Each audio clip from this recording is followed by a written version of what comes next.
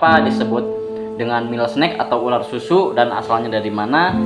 Di video kali ini gua akan bahas tentang si ular ini ya, akan bahas asalnya dari mana, habitatnya seperti apa, makanannya apa, dan juga cara perawatannya seperti apa, dan bagaimana nanti gua akan bahas tuntas. Nah, buat teman-teman jangan lupa ditonton sampai selesai dan jangan lupa di subscribe.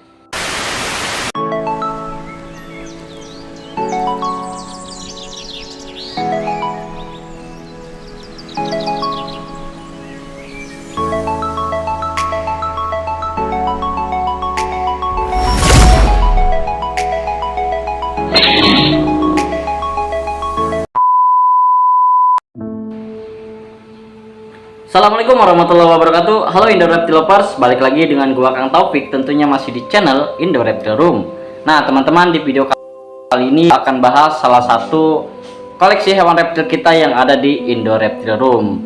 Nah gua akan bahas si ular cantik ini ya, ular cantik, ular lucu, imut pula ya. Ini adalah ular susu atau milk snake.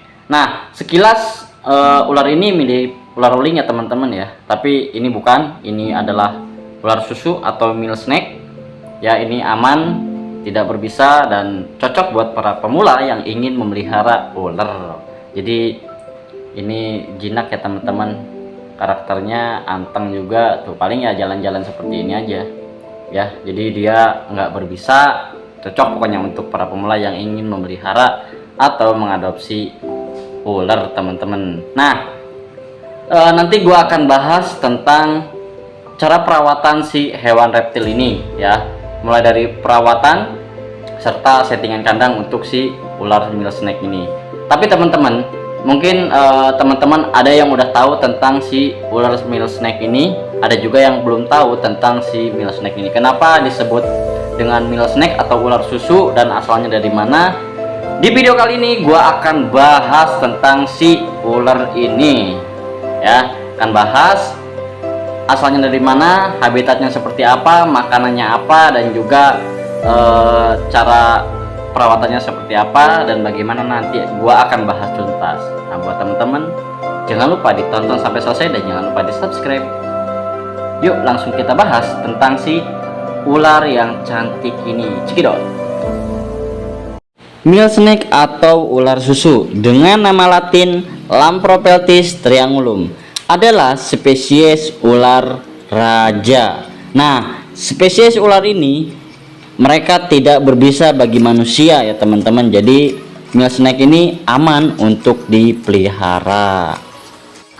Milk snake atau ular susu dapat ditemukan dari ujung tenggara Kanada hingga bagian timur Amerika Serikat.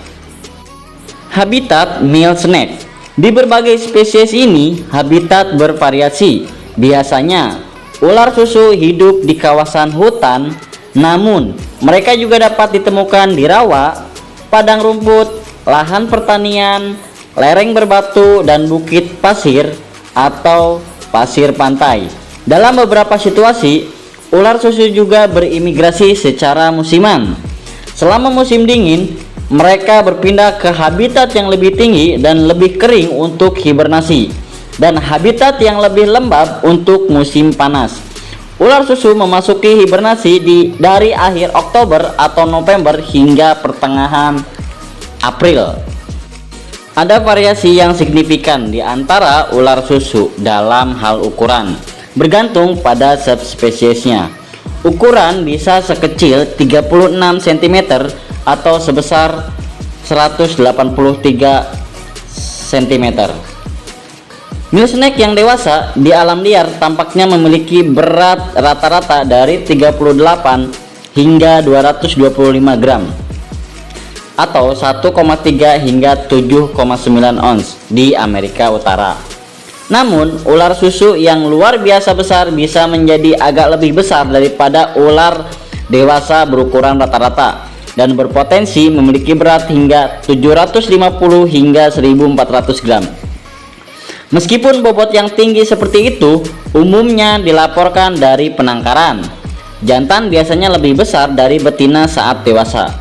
Meskipun betina bisa lebih besar daripada jantan dengan panjang yang sama, populasi umumnya lebih tropis dan dari Meksiko dan lebih jauh ke selatan, mencapai ukuran dewasa yang lebih besar daripada ular susu yang hidup di zona beriklim sedang.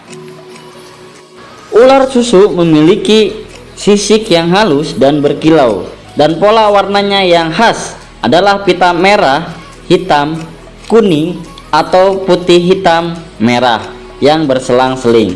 Namun bercak merah bukannya pita terlihat di beberapa populasi. Beberapa ular susu memiliki kemiripan yang mencolok dengan ular karang dalam mimikri Batestian, yang kemungkinan menakuti pemangsa potensial. Baik ular susu maupun ular karang memiliki pita melintang berwarna merah, hitam, dan kuning. Para ahli sekarang menyadari bahwa mnemonik umum yang digunakan orang untuk membedakan antara ular karang yang mematikan dan ular susu yang tidak berbahaya tidak 100% dapat diandalkan. Beberapa ular karang tidak memiliki warna atau pola pita yang khas. Contoh mnemonik yang tidak dapat diandalkan yang bisa digunakan. Yang pertama, merah di atas kuning membunuh sesama. Merah di atas hitam kekurangan racun. Merah menyentuh kuning itu buruk untuk sesama. Banyaknya warna ular susu timur atau Lampropeltis triangulum dapat menyerupai ular karang, ular jagung, ular rubah, ular merah tua, dan yang terpenting ular berbisa genus Ancrystrodon dan Cisturus. Ular susu dan ular kirmiji dibunuh karena kemiripannya dengan ular derik kerdil biasa. Ular susu remaja yang lebih kemerahan daripada ular yang dewasa sering dibunuh karena disalahartikan sebagai kepala tembaga. Perbedaan yang cukup ada di antara mereka untuk membuat ular susu timur cukup mudah diidentifikasi. Ular susu timur juga memiliki tambalan berbentuk V atau berbentuk Y berwarna terang di lehernya. Perilaku meal snake. Meal snake atau ular susu sebagian besar aktif di malam hari, terutama selama bulan-bulan musim panas. Mereka terutama terestrial dan berusaha berbaur dengan sampah tanah. Namun mereka mampu memanjat dan berenang. Ular ini cenderung tertutup dan tetap tersembunyi saat terancam. Ular susu biasanya akan mencoba melarikan diri terlebih dahulu jika terpojok atau dilecehkan. Ia dapat menggetarkan ekornya dan menyerang dengan penuh semangat. Meskipun tentu saja mereka tidak berbisa, hanya memiliki gigi kecil dan ekornya kurang bergetar kecuali ketakutan. Ular susu bergerak lambat dan mereka seringkali cukup jinak ya teman-teman. Makanan meal snake. Di habitat aslinya, meal snake atau ular susu yang muda biasanya memakan jangkrik dan serangga lainnya seperti siput dan cacing tanah di Amerika Serikat bagian barat. Meal snake yang remaja juga memakan kadal kecil dan ular muda lainnya. Untuk meal snake yang muda dewasa, utamanya adalah mamalia kecil, tetapi seringkali mereka memakan kadal juga. Mereka juga diketahui memakan burung dan telurnya, katak, ikan, dan ular lainnya, termasuk spesies berbisa seperti ular karang dan ular derik dan telurnya. Ular susu adalah pemakan oportunistik yang jauh lebih banyak daripada ular rubah atau ular jagung.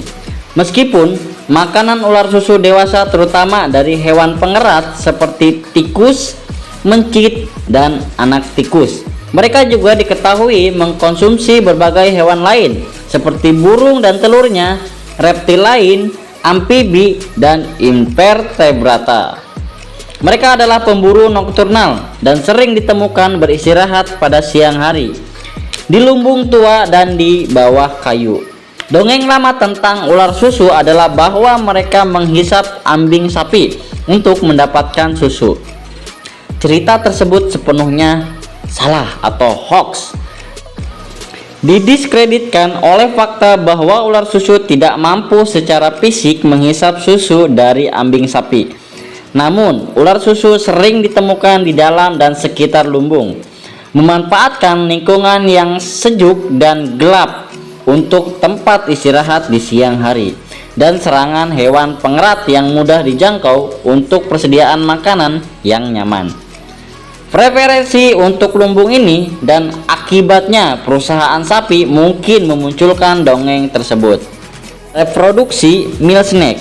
Meal snake atau ular susu bersifat ovipar, bertelur rata-rata sekitar 10 telur per sarang, meskipun jumlah tersebut dapat berbeda di setiap wilayah. Perkawinan ular susu dari awal Mei hingga akhir Juni. Pada bulan Juni dan Juli, betina bertelur hingga 24 telur di bawah batang kayu, papan, batu, dan tumbuhan yang membusuk. Telurnya berbentuk lonjong dan berwarna putih. Panjang telur berkisar antara 2,5 cm hingga 4,2 cm atau sekitar 1 hingga 1,7 inci. Telur menetaskan selama sekitar 2 bulan dan menetas sekitar bulan Agustus atau September. Tukik rata-rata di Virginia berukuran panjang total 20,9 cm atau sekitar 8,2 inci dan berat 4,1 gram. Ular susu biasanya hidup sekitar 12 tahun atau hingga 21 tahun di penangkaran. Mereka mencapai kematangan dalam waktu 3 atau 4 tahun. Status konservasi. Ular susu terdaftar sebagai yang paling tidak diperhatikan oleh IUCN atau sebuah serikat konservasi satwa liar. Tetapi di beberapa daerah mereka mungkin menghadapi tekanan yang signifikan karena pengumpulan perdagangan hewan peliharaan. Karena daya tarik spesies ini dalam perdagangan hewan peliharaan, banyak subspesies kini dikembangbiakan di penangkaran untuk dijual.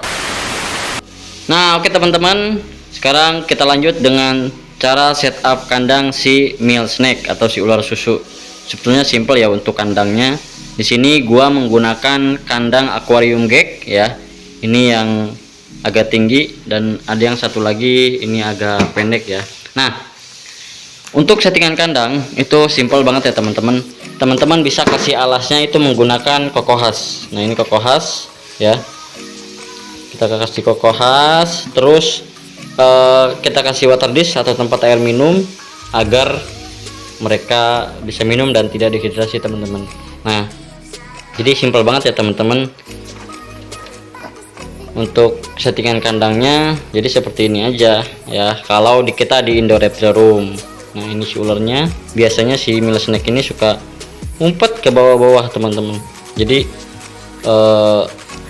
dia senang ya kesini ngumpet-ngumpet di bawah. Nah, untuk kokohasnya biasa kalau kita di indoor reptile room kita selalu ganti seminggu sekali ya. Kita ganti seminggu sekali dengan yang baru. Kalau untuk air minumnya kita ganti setiap hari ya teman-teman. Takutnya kan kena kotoran atau debu-debu dari kokohasnya ini ya kan, takut kemakan. Jadi tiap hari kita selalu ganti untuk si air minumnya ya. Nah teman-teman, untuk tambahannya teman-teman ya mungkin bisa ditambahin hiding cap ya, hiding cap atau buat si meal snake nya bersembunyi. Itu tergantung dengan teman-teman ya. Di sini gue juga pakai hiding cap, ada di kandang yang satunya nih. Nah, kita buka. Nah, ini dia teman-teman. Jadi ini bukan kura-kura ya. Ini bener sih, emang ini batok kura-kura, tapi teman-teman tahu isinya apa? Nah, kita lihat. Ini dia isinya. Mana dia? Mana dia? Mana dia? Tuh, teman-teman kelihatan nggak? Oh, di dalam kan ada. Mana sih? Wait. Kayaknya kita harus pakai flash nih. Tak kelihatan. Oke. Nah, tuh ada kan teman-teman. Jadi kita ada 2 ekor ya teman-teman. Ini sepasang nih. Ada male dan ada female. Tuh. Jadi ini ya teman-teman. Gunanya kita menggunakan hiding cap. Kita kasih hiding cap di kandangnya agar mereka bisa bersembunyi seperti ini. ya. Kalau ini biasanya senang bersembunyi nih, jarang keluar. Kalau keluar itu tertentu lah. Bagus banget ya motifnya, lucu. Mana kepalanya ya. Ya gitu ya teman-teman ya. Untuk settingan kandang sebetulnya simple sih. Untuk perawatan si mini snack ini nggak ribet ya. Misalkan teman-teman mau pakai alasnya tisu atau koran ya nggak jadi masalah, bisa aja ya teman-teman. Itu tergantung dengan kesukaan atau kebiasaan teman-teman menggunakan alas untuk si mini snack ini. Tapi kalau di kita di Indo Reptile Room kita menggunakan koko khas ya. Jadi koko khas ini selain bagus juga ya, dia ini bisa nyerap untuk misalkan si mini snacknya pup atau buang air besar ataupun buang air kecil ya teman-teman. Jadi bisa nyerap teman-teman. Tetap ya, selalu gua ganti, yang tadi gua bilang seminggu sekali selalu gua ganti. Nah untuk air minumnya ya kita tetap sediakan dan harus disediakan ya, meskipun kita nggak tahu dia minum atau enggak gitu kan, nggak ngelihat secara langsung, tapi tetap kita sediakan agar tidak dehidrasi teman-teman. Oh ya, kita lanjut lihat si ini nih. Nah teman-teman, si mini snack ini ada dua pasang ya, ada satu pasang, ada satu jantan dan ada satu betina. Nah buat teman-teman, kira-kira siapa nih nama buat mereka berdua nih, karena mereka belum punya nama ya. Bagi teman-teman yang mau ngasih nama yang bagus buat mereka, teman-teman bisa tulis di kolom komentar ya teman-teman. Nanti gua langsung pakai ini buat si mini snack ini ya. Jadi ada 2 ekor ya teman-teman ya. Satu ya, ada jantan dan ada betina. Tuh di dalam dia ngumpet ya. Nah gitu teman-teman ya. Jadi untuk settingan kandang si mini snack ini cukup simple sih, simple, nggak ribet lah. Intinya ya kita harus selalu cek ya, selalu cek setiap pagi atau setiap pagi dan sore kita cek. Misalkan kalau air minumnya kotor ya selalu kita ganti gitu. Nah kan dia bersembunyi teman-teman tuh, dia masuk ke bawah-bawah koko khas.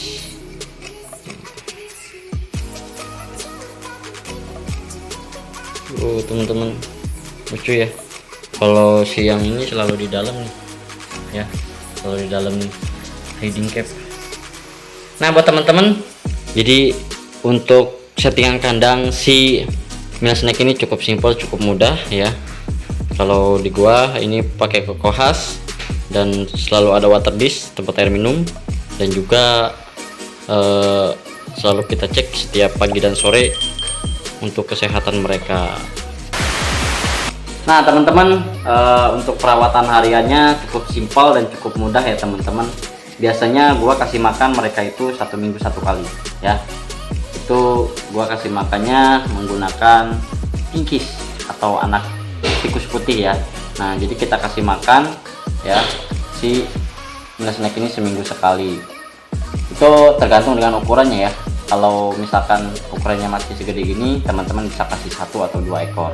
Tapi misalkan kalau udah dewasa atau misalkan udah agak besar, teman-teman bisa kasih 2 atau 3 ekor kinkis ya. Untuk perawatan hariannya ya gitu teman-teman, simple banget. Jadi setiap pagi dan sore selalu kita cek kesehatannya ya, kita ganti air minumnya, selalu kita perhatikan, selalu kita cek lah untuk misalkan dari mulutnya, hidungnya, atau dari semua badannya apakah ada kutunya, atau kan misalkan dia pilek atau tidak, selalu kita cek. Jadi untuk perawatan hariannya ya gitu aja teman-teman ya, simple dan nggak ribet teman-teman. Makanya juga masih kita kasih seminggu sekali. Jadi pokoknya simple banget teman-teman untuk merawat si mini snack ini. Nah buat teman-teman yang ingin pelihara si mini snack atau si ular susu ini cocok banget teman-teman buat para pemula yang baru ingin pelihara ular. Jadi selain anteng, jinak, tidak berbisa, dan juga cocok lah dipelihara buat bagi para pemula. Jadi ini nih si male snake ini ya unik ya teman-teman, unik, lucu. Memang sih sekilas mirip ular weling ya. Tuh, anteng kan. Nah teman-teman, jadi untuk perawatan hariannya simple sekali ya. Pokoknya simple, mudah, nggak ribet. Intinya ya kita konsisten dalam merawat si male snake ini. Nah buat teman-teman, saran nih kalau misalkan baru pertama kali ingin pelihara ular ya kan, ataupun teman-teman ingin punya koleksi hewan reptil lah, yaitu ular, teman-teman bisa cari tahu dulu, bisa pelajarin dulu, dan pelajarin dulu lah, cari ilmunya untuk merawat si male snake atau misalkan ular-ular lain. Nah jangan asal teman-teman beli tapi teman-teman belum tahu dan belum paham cara merawatnya ya, kasihan ke si hewan reptilnya. Nanti kalau misalkan kita cuman beli tapi nggak tahu cara merawatnya, kita nggak tahu cara ilmunya lah tentang perawatan si male snake ini ya, nanti kasihan lah ke si ularnya. Jadi ya buat teman-teman, kalau boleh gua saran, sebelum pelihara cari tahu dulu, pelajarin dulu tentang jenisnya, karakternya, dan juga cara perawatannya. Teman-teman bisa mungkin mempelajari dari Google, bisa ya kan. Teman-teman bisa di media-media sosial lain bisa lah untuk mempelajari tentang perawatan si ular male snake ini. Atau teman-teman misalkan tanya ke reptiler lain lah tentang perawatan si male snake ini ya. Banyak sekarang reptiler yang udah memelihara si male snake ya teman-teman. Ya teman-teman misalkan kalau mau tanya ke gua, teman-teman bisa langsung DM aja di Instagram kita di Indo Reptile Room, ataupun teman-teman bisa tulis di kolom komentar ya. Pokoknya simple, lucu, imut, unik, dan karakternya kalem ya, jinak, anteng, pokoknya bagus banget dan cocok banget bagi teman-teman yang ingin pelihara ular ya. Jadi ini si ular susu ya teman-teman ya, lucu, motifnya juga bagus ya. Jadi di tubuhnya itu kayak ada mengkilap-mengkilap gitu ya teman-teman ya. Jadi ada motif warnanya, ada hitam, ada putihnya, terus ada merahnya, ada kuning-kuningnya dikit ya teman-teman ya. Oke teman-teman, jadi gitu aja ya pembahasan tentang si ular susu atau si male snake. Udah paham bukan teman-teman? Udah mengerti tentang si male snake ini ya, dari cara perawatannya, terus settingan kandangnya, serta habitatnya, tempat asalnya dari mana ya, tadi sudah gue jelaskan. Semoga bermanfaat buat teman-teman yang sudah menonton video ini sampai selesai. Nah misalkan kalau ada teman-teman jauh yang lebih jago cara perawatannya, boleh kali kita sharing-sharing ya, tulis di kolom komentar. Ataukah dengan perawatan yang gue lakukan di Indo Reptile Room apakah benar atau salah ya, teman-teman bisa komentar di bawah ini ya, bisa ditulis lah, kita sharing, kita berbagi ilmu lah tentang cara merawat si male snake ini. Gua nggak jago, gua juga nggak pinter-pinter banget dalam merawat si male snake ini ataupun hewan reptil lainnya. Gua juga masih belajar, gua juga masih baca-baca, terus cari tahu juga, terus tanya-tanya ke temen reptil lain. Gue juga masih belajar teman-teman. Nah jadi kalau misalkan ada kata-kata yang salah atau dalam penyampaian yang kurang tepat ataupun kurang baik, mohon dimaafkan ya teman-teman, kita sama-sama belajar. Oke guys, gitu aja ya, semoga bermanfaat dan terima kasih banyak buat teman-teman yang sudah menonton video ini sampai selesai. Semoga kita semua selalu dalam keadaan sehat dan hewan peliharaan kita juga selalu diberikan kesehatan dan bisa berkembang dengan baik, dan semoga bisa sampai punya keturunan. Nah teman-teman jangan lupa di follow Instagram kita ya, agar teman-teman tahu koleksi hewan reptil apa saja yang ada di Indo Reptile Room. Teman-teman langsung follow dan kepo-kepoin di Instagram kita di Indo Reptile Room. Dan juga kalau teman-teman lagi nyari hewan peliharaan, lagi nyari kandang, lagi nyari produk-produk untuk hewan reptil, teman-teman bisa DM dan bisa kepoin juga di Instagram kita di Indo Reptile Room _supply. Oke teman-teman, jangan lupa di like, di komen, di share, dan di subscribe. Terima kasih, gua Kang Taufik. Wassalamualaikum warahmatullahi wabarakatuh. Salam satu hobi, salam reptile lovers. Bye bye.